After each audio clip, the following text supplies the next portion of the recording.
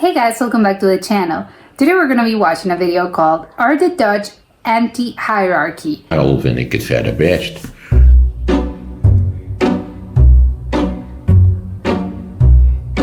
Okay. A lot of people who come first time from the abroad, they feel there's no hierarchy, and that for them is a big cultural shock. Helemaal mee eens. Dus hiërarchische vormen en structuren Oké, die zijn hier veel minder duidelijk aanwezig dan in andere landen. Dat blijkt ook bij vergaderingen op de universiteit. Een universitair docent heeft vaak evenveel te zeggen als een hoogleraar in een vergadering. En dat is in Duitsland, in Frankrijk, andere landen beslist anders. Die anti-hiërarchie in Nederland die gaat heel ver en die is ook al heel oud. Okay, so everyone knows about this. Hiërarchie is iets wat toch een beetje wat iets slechts is. Want uiteindelijk wil je toch met een compromis of er samen uitkomen. De termen als ik hoor wat je zegt, ik ga erover nadenken, ik kom er bij je op terug. Zij en zij komen wel tot een oplossing. Wij Of course, yes, the community. verzetten ons tegen mensen die menen ons dingen te kunnen opleggen. Ja, daar ben ik het ook niet mee eens hoor. Er is altijd wel een zekere hiërarchie. Ja, hiërarchie, dat is een heel interessant fenomeen in Nederland. Want wat zij zeggen... Where's the know about this? Aanvankelijk denk je, er is helemaal geen hiërarchie. Hè? Maar dat is helemaal niet waar. Er is wel degelijk een hiërarchie. En There's a boss, right? Dan weet je dat hij er is. Maar hij is er op een heel andere manier dan in het buitenland. Inderdaad, veel buitenlanders die komen hier en die voelen in eerste instantie dat er geen hiërarchie is. Dat is denk ik ook het zelfbeeld dat veel Nederlanders van zichzelf hebben. Van wij zijn allemaal gelijk, wij staan allemaal op hetzelfde niveau. Ja. Maar eigenlijk is het super moeilijk, want er is wel degelijk hiërarchie. Alleen die is dus heel erg bedekt. Oké, so he says it's subtle. Ontdekken. Zij moet dat eigenlijk nog ontdekken dat er wel degelijk hiërarchie is, dat er wel degelijk regels zijn, dat je je wel degelijk beleefd moet opstellen tegen sommigen, dat je naar sommige mensen meer moet luisteren dan naar anderen. Volgens mij hebben wij dat juist super moeilijk gemaakt. Direct na mijn afstuderen heb ik een jaar gewerkt in een Duits onderzoeksinstituut. En daar was een directeur, Freiherr von Arentin, dus hij was ook nog hartstikke deftig.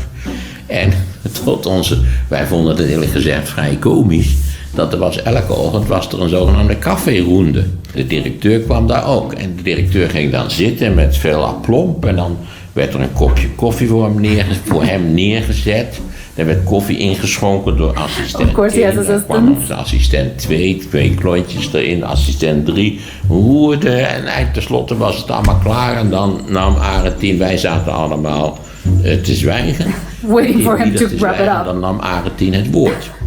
Nou, dat is Duitsland ten voeten uit. Een hele hiërarchische samenleving in allerlei opzichten. En in Nederland zou dat heel anders gaan. In Nederland is het heel wel mogelijk dat de baas van het spul zegt, laat mij maar even de koffie halen. Om even te laten zien dat hij gewoon gezellig meedoet, niks meer is dan de andere, terwijl hij eigenlijk de baas is. Ik moet denken aan een week of 2 weken geleden dat ik een redactievergadering had met mijn team. En toen kwam de CEO binnen. En de CEO die kwam binnen en die vroeg aan onze club of iemand nog een tosti of zo wilde hebben. Want wij gingen een tosti maken. En toen zei de productieassistente, dus als je een ladder hebt, zo qua hiërarchie, dan zou die zou helemaal onderaan zijn. Die zei ja, ik wil wel een tosti met kaas en tomaat, zei hij. En toen zei de CEO, oké, dat ga ik voor jou maken. En ik was daar zo verbaasd over. Ik dacht, dit zou je dus nooit meemaken in Turkije, in Amerika, in Rusland, in China. It's weird, dat kan gewoon niet. Dus het is in Nederland wel een stuk lastiger vaak om erachter te komen wie eigenlijk precies de baas is in een so what do you do? Would you have a problem? Situatie. Er is natuurlijk wel zo, er wordt gemakkelijk gezegd, nou zeg maar Jan tegen de baas, weet je wel. Je hoeft geen meneer te zeggen, zeg maar Jan. Oh, don't call him sir. Dat doen we allemaal. Maar als het erop aankomt, zal Jan wel op tafel slaan en zeggen van jij dit, jij dat, jij buiten, jij mag blijven, maar enzovoort. Dus die hiërarchie is er wel. Nou, er is in mijn hiërarchie. Ga maar ergens werken in een bedrijf en er is gewoon een baas. En die baas kan zeggen, jij hebt al heel lang een leuke taalrubriek in de krant en die gaan we stoppen. Bij wijze van spreken, ik noem eens wat. Maar de Nederlander kan dat redelijk goed wegsteken. Vaak ook zie je de baas die dan in 3-delig pak en met de chauffeur in zijn bedrijf komt. Maar die op vrijdagavond, als er een glas wijn en een paar bitterballen op tafel komt, ook al meteen na 2 glazen wijn zijn jas, zijn das rond zijn hoofd knoopt en meedoet aan de Polonaise.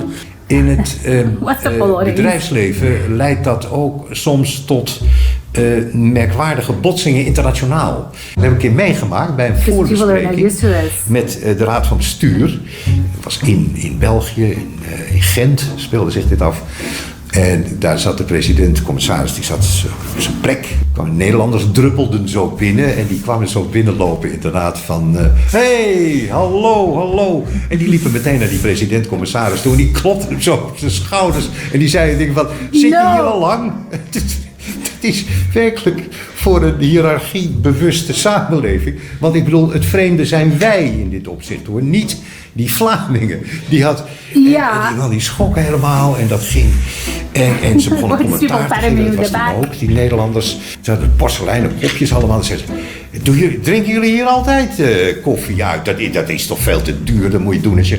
Nou, dat kan helemaal niet. We kunnen wel bekertjes. En nou ja, en die president die verstijfde helemaal bij dit soort dingen. Veel gaat op een informele manier. Maar dat wil niet zeggen dat de hiërarchische structuren ook informeel zijn.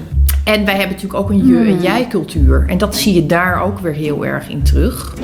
Dat zie je soms dus ook wel in de taal. Als je kijkt naar de Duitse taal, waar die aanspreekvorm sie heel erg gebruikelijk is. Ik denk wel dat in de Nederlandse taal voel je aan een gebrek aan vocabulaire, dat er ook een gebrek aan bepaalde hiërarchie is. Dat je ook merkt in de Vietnamese taal, nou daar heb je echt zo'n enorme lijst en daar raakte ik als kind heel gestrest van. Want dan heb je zeg maar bijvoorbeeld dat je moet zien dat als die man ouder is dan jouw vader, dan heeft het een andere term dan die man die jonger is dan jouw vader, maar boven jou staat. Maar iemand die boven jou staat, maar wel jonger is dan je vader. Nou, dat is super ingewikkeld. En als je dan fouten maakt, is het ook gewoon heel heftig. Nou, een van de grappige dingen als je ons vergelijkt met Engels, is natuurlijk wel dat wij u en jij van elkaar onderscheiden. En die Engelsen die zo verschrikkelijk klassegevoelig zijn, dat nou juist niet doen.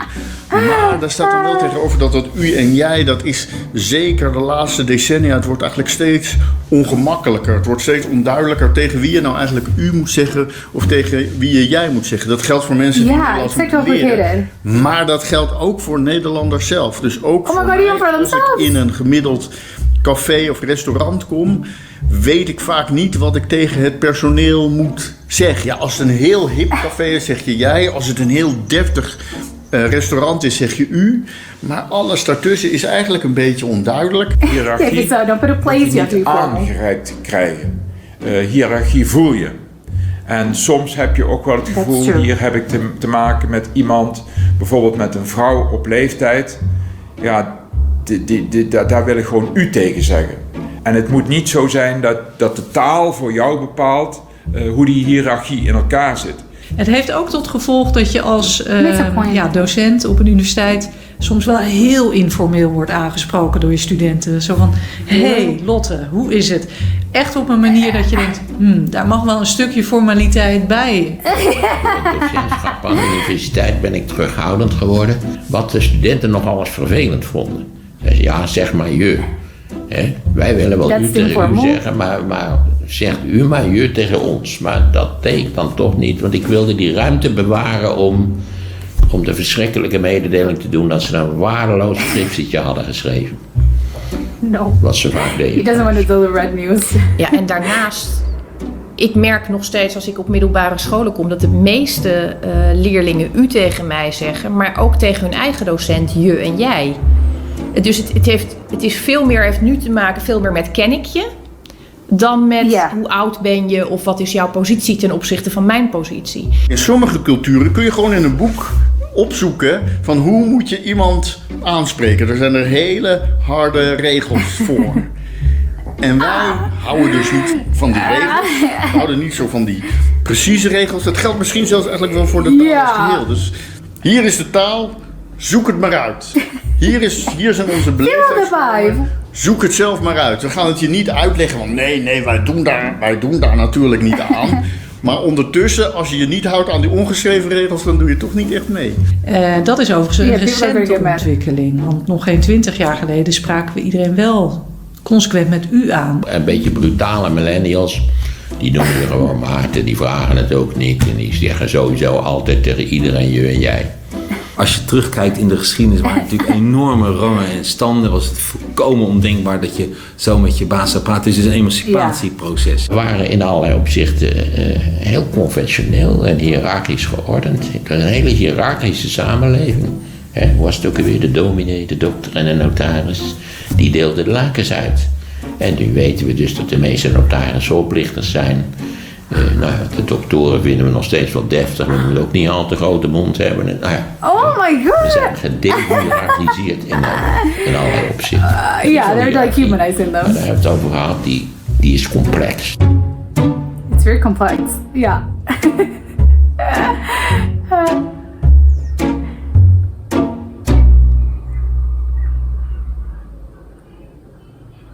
Okay, so it was like no what I was talking about. I don't know. I don't even know what to expect. I didn't even knew what to expect when it started. I can see what they mean. Like it's okay. It's a little. I think it's a different kind of culture. I think, but at the same time, it's funny that I get what they mean. It's like it's very. I think people tend to be very informal with each other, especially like in the workplace. That's I think that's sort of like the root of this.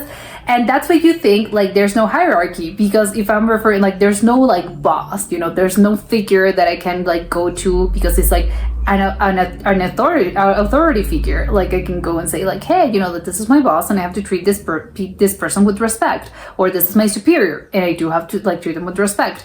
Although obviously you should, as a general rule, you should probably like treat your co-workers with respect as well. But what I mean is like there's a sort of like, again, it's an authority and they're sort of like above you. So I think you're expected to sort of like maybe give some. Maybe like reverence, maybe, although I'm maybe exaggerating, but I think that's I think where this is going. And if you want to really like the example that was so funny, that people just like clapping the boss in the back, or like the CEO of this company, just like clapping them in the back, or being all like saying that, like calling them by their first name. That's obviously, I think, weird in a lot of cultures, because again, it's not that they're better than you. It's not like the CEO of the company is better than you. It's not like your boss is better than you. But again, it is like they're sort of above you, not as people, but like in your workplace. So it is, you have to maintain a little distance. Like you shouldn't really, like, it's not your friend, it's not your coworker that you can actually, like, you can make friends with your coworkers. It's more about like, because he's the boss, like there's again a sense of like I have to maintain my distance, and I can't really like, hey, just say, hey, how's your weekend? By like, and like grabbing his shoulder. So I think that's why it gets confusing, especially I can see why, especially for people that are not originally from the Netherlands, because it is weird, like just getting into an office, and you there's obviously, and usually it tends to be like someone that like is the boss, because again, with how everyone treats this person and how that person like behaves and carries themselves like in the workplace, you sort of like know like, well, that's the boss. And it doesn't necessarily mean like he's a mean person. No, it just means like, and he can be like super nice. But again, there's a lot of like, there's like a distance, there's a little bit of a barrier that I don't think you can also like speak into words. It's just something that you notice, like you just know.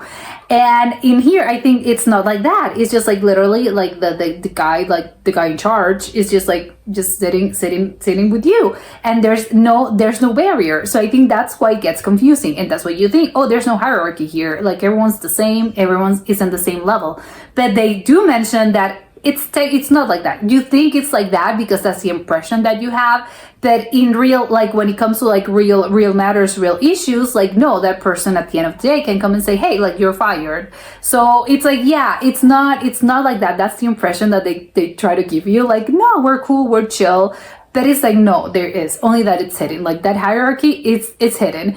But I do like, it's so weird, like that the thing of like the boss, like they are in a meeting and the boss is like, hey, like I'll get coffee for all of you guys, or I'll make you a sandwich. Is like, wait, what? Like the boss is gonna do that? I've never encountered that in my life, and it would be kind of like weird, like thinking about, it's weird because again, like that's like the boss has assistants that do this for them. There's interns. I don't know. There's like always someone else that does it, or other people that work in this place. But it wouldn't even cross my mind that the boss or the CEO of the company that I'm working with and that I work for is gonna like make coffee. Like no, and even less say like, hey, do you guys need something? Like I don't know, I'll grab you a piece of cake or I'll make you a sandwich. Like no, that's a foreign concept to me. Like the boss is not gonna say that.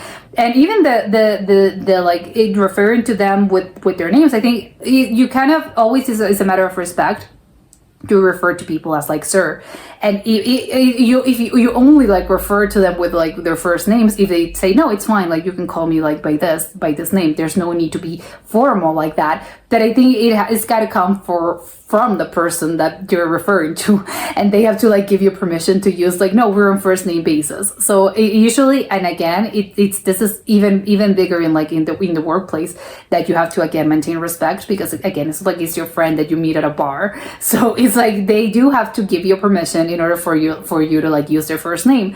So it's shocking that they're like, no, they just call and say like, hey, you know, like Peter, whatever. It's like, well, no, it's like you have to lead on with sir, and then maybe they'll say, no, just call me Peter. Oh, okay, then great. It's so funny also, the thing about like the professors, like they apparently interviewed several professors, both in like in a college level and on, I think, in high school. And the thing about like they say, I can't remember which one is the informal version and which one is the formal one, but I do think, you know, because I think, in English it's just like there's no other thing. But I do know that for instance, in Spanish, there's also this, like you have the informal version and the polite version, and then the sort of like the informal versions. And I think like both Spain and both Latin American countries have that, or I think most of them have it. And it's I think the polite term, and then maybe they'll say like, no, just call me by the informal way. That I think they make a good point, that I think these days is more common that everyone just jumps into like the most informal one, and no one uses the polite version anymore, the polite pronoun. And I think that's really common, I think, these days, not just in the Netherlands. Again, I think in Spanish speaking countries, I think it's also pretty common, because again, it's just like, I think like it's just life these days. I think life has changed and culture has changed, and people, I think, tend to be less formal with each other, and not just like, you can see it like in the way we dress, in the way we like lead our lives. Usually like things way back in the day, even like, I don't know, like 30 years ago, 40 years ago, you used to be more formal with everything, like in your behavior, how people dress, how they refer to each other.